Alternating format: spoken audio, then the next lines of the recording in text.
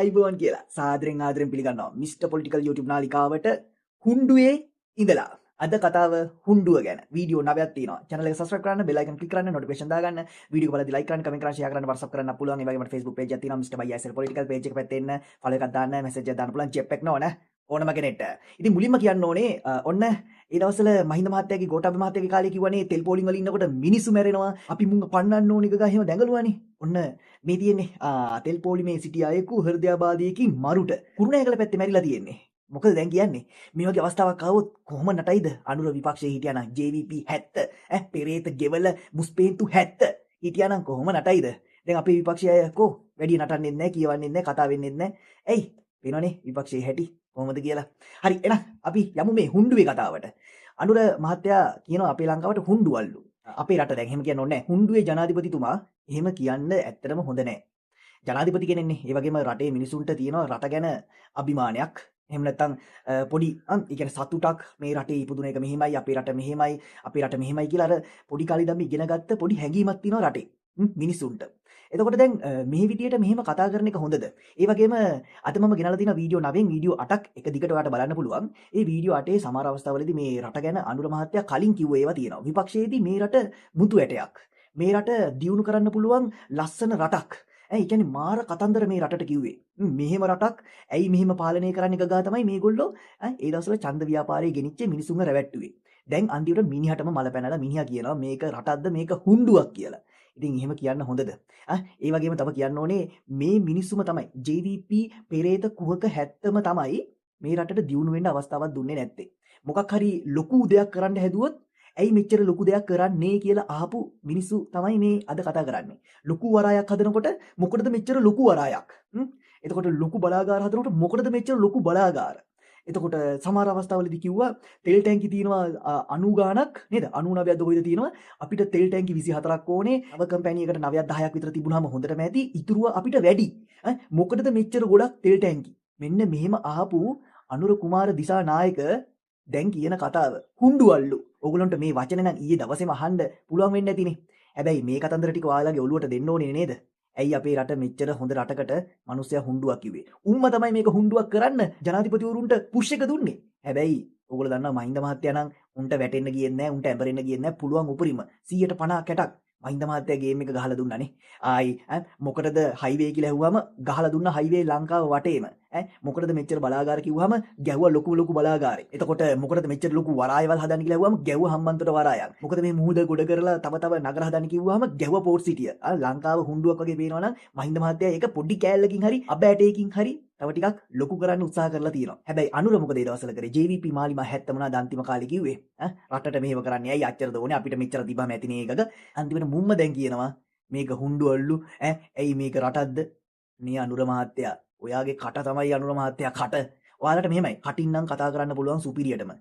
ඔයා උක විපක්ෂයේ ඉඳලා කිව්වනම් පට්ට ආතල් එකක් ගන්න තිබ්බයි. කියන්නේ මාර හැංගීමක් එනවා එහෙම වුණා නම් මේක හුණ්ඩුවක් නේ. මේ ජනාධිපතිවරු එනවා කිසි වැඩක් කරන්න නැතුව යනවා මේක හුණ්ඩුවක් නේ වගේ එකක්. ඔයාට විපක්ෂයේ හිටියානම් හොඳ තැනකට යන්න තිබ්බා. හැබැයි ඔයා ජනාධිපති වෙලා ඔය කතාව කිව්ව එක තමයි ඇත්තටම පට්ට චාටව.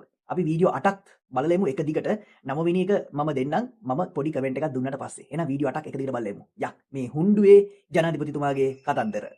ත්‍රිකුණාමලේ අපිට තෙල් ටැංකි 99ක් තියෙනවා. එතෙන්ට අපි ඉන්දියාවත් එක්ක සාකච්ඡා කරමින් තිබෙනවා තෙල් පිරිපහදුවක් ගේන්න. මොකටද?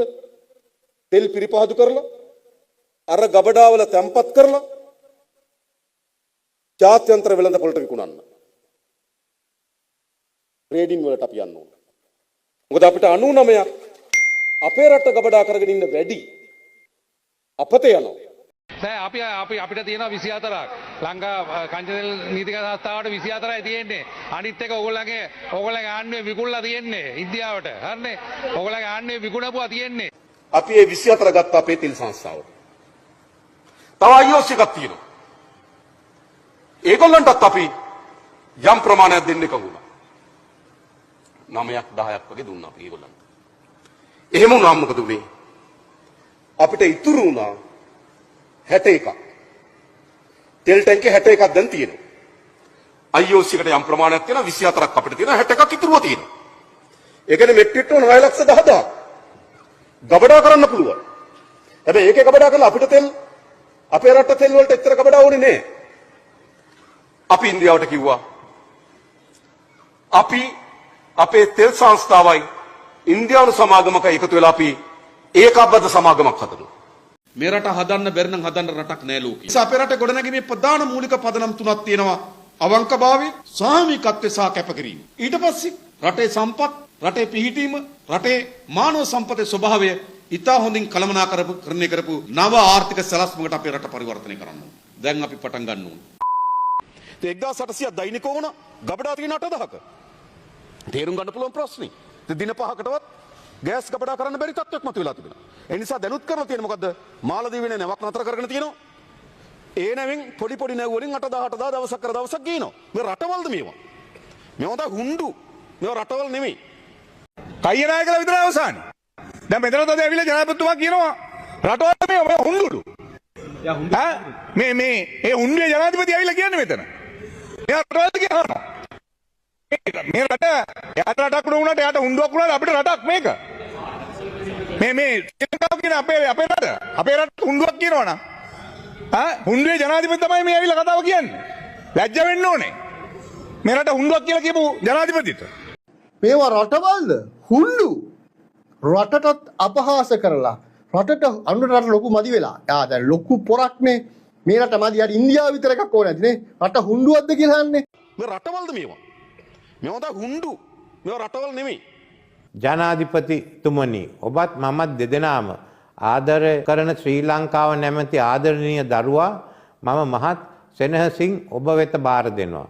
මේ දරුවා මම රැගෙන ආවටත් වඩා ආරක්ෂිතව වැල් පාර්ලිමෙන් එතර කරවීමට ඔබට හැකියාව ලැබේවයි මම ප්‍රාර්ථනා කරනවා. බලය ඇතත් නැතත්, තන්තුර ඇතත් නැතත් මේ රටේ ජනතාවට මගෙන් විය යුතු යුතුයකම් අදාළ අවස්ථාවේදී කිසිම පැකලීමකින් තොරව මං ඉටු කරනවා. මගේ පාලන කාලය තුලදී ඒ සඳහා සහාය දුන් නොදුන් සියලු දෙනාටමත් මේ රටේ සියලු පුරවැසියන්ටත් ස්තුතියි. මේ රටවල්ද මේවා? මේවා තමයි හුඬු. මේවා රටවල් නෙමෙයි. හරි, දැන් මේ වීඩියෝ 8න් එක වීඩියෝ එකක් තවත් ඉතුරු කරගත්තා. මම ඔයාලට වීඩියෝ 7යි දුන්නේ. මොකද නේද එක වීඩියෝ එකක් මම බලන යනකොට මට හිතුණා කියලා දෙන්න ඕනේ. කමෙන්ට් එකක් දාලාම ඊළඟ වීඩියෝ එක දෙන්න ඕනේ කියලා. ඒ තමයි මේගොල්ලෝ ගත්ත මුල් දවස්වල අවුරුදු එකමාරකට කලින් කිව්වනේ මේ අපි ඔක්කොම තෙල් ටැංකි ටික ඔක්කොම ටික පිරිසුදු කරලා අර ත්‍රිකුණාමලයේ තියෙන ඒවා අපි ඔක්කොම ලස්සනට හදලා ගන්නවා කියලා. හැබැයි දැනගත්තා ඊයේ සිද්ධියෙන් පස්සේ තාම ඒගොල්ලෝ මේ ටැංකි ටික සුද්ධ කරලා නැහැ, මේ ටැංකි ටික හදලත් නැහැ කියලා. ඒ දවස්වල දඟලපු ඒ පොඩි වීඩියෝ එකක් බලමුද? හැබැයි බොඳ කරලා තමයි මේ ඔක්කොම දෙන්න වෙන්නේ. දන්නවනේ මුන් එක්ක හැප්පෙනකොට අපි අපේ ගේම් එක තියාගෙන තමයි හැප්පෙන්න වෙන්නේ. අපි මේ බොඳ කරපු මේ වීඩියෝ එකත් බලන්න. no no no no.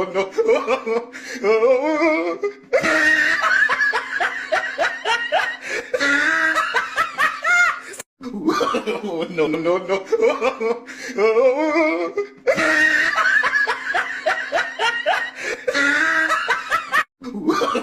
no no no no.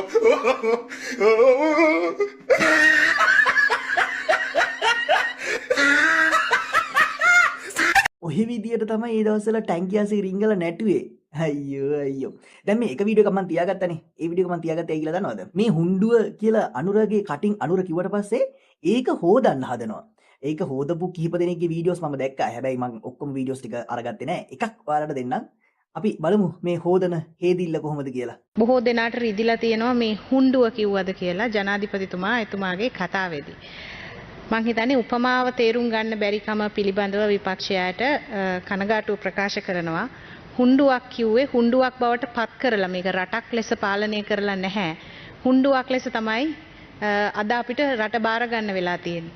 නමුත් ජනාධිපතිතුමා එතුමාගේ කතාවේදී පැහැදිලිව කිව්වා මේ හුඬුව රටක් කරන්න කොච්චර ප්‍රමාණයක් මහන්සි වෙලා තියෙනවද කියලා. ඔන්න ඒ කාන්තාව කියනවා රටක් විදියට මේක මේ හුඬුවක් විදියට තමයි පාලනය කරලා තියෙන්නේ. හුඬුවෙන් තව ටිකක් ලොකු වෙන්න මේක කරලා නැහැ කියලා. ඉතින් මම මුලදීම කිව්වනේ මේක කරන්න දුන්නේ නැහනේ.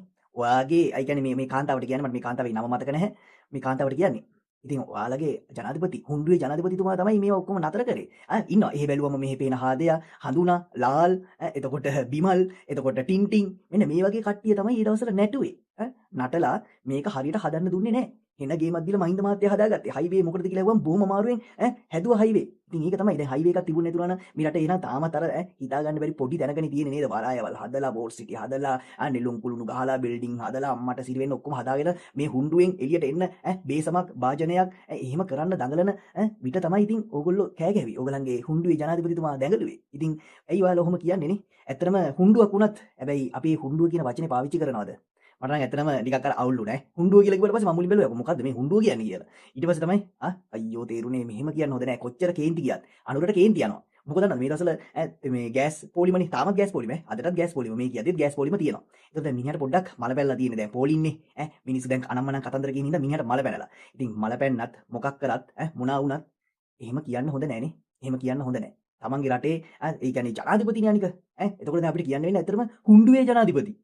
එහෙම ඉතින් අහගන්න එකක් නේද? එයාටම තමයි චාටර් එක. ඒක නිසා තේරුම් අරගෙන කතා කරද්දි හරියට කතා කරන්න. වචනයක් එහෙම කතා කරද්දි හරියට කතා කරන්න. බයිනකොට එහෙම හරියට දැන් බයින්න.